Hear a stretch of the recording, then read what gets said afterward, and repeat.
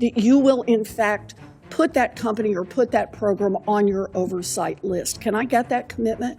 All those things taken together, that's an affirmative yes. Well, I appreciate that. Having the courage to speak truth to power is a big part of what this office is all about. Thank you, Mr. Chairman, and congratulations to all of our nominees.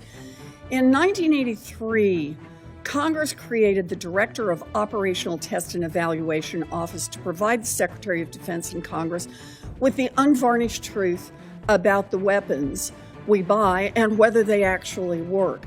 The reason for that bill was because the military had been caught trying to cover up major problems, like that the Bradley fighting vehicle would, quote, burn its crew to death if it were hit by a single Soviet anti-tank missile. Now, Dr. Henninger, if you are confirmed to lead the testing office, it will be your job to make sure that similar problems are brought to light and fixed. And this is important because service members' lives are at stake here. But Secretary Hegseth has issued a memo reducing the staff by 74% and its budget by 80%.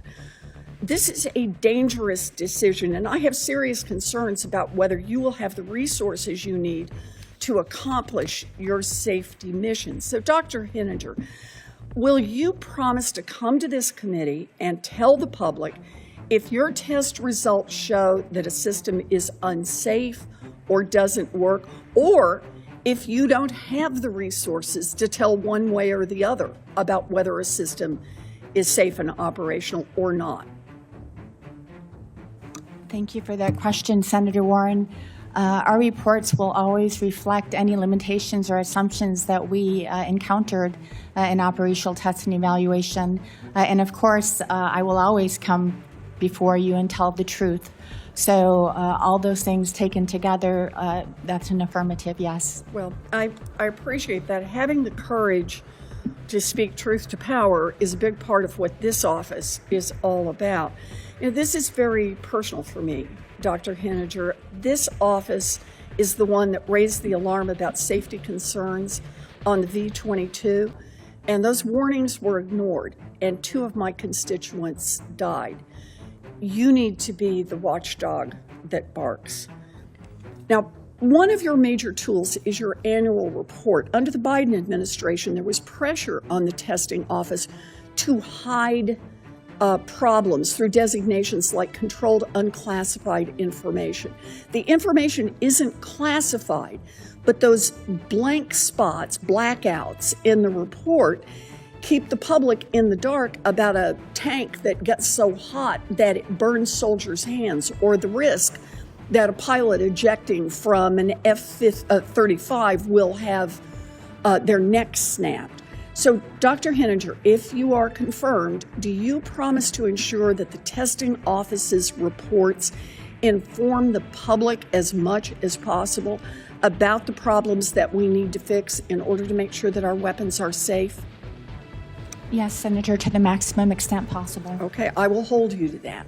Now, one of your other tools is your oversight list, which identifies which programs should receive scrutiny from your office. Congress plays a key role in providing oversight of these programs as well, as you know.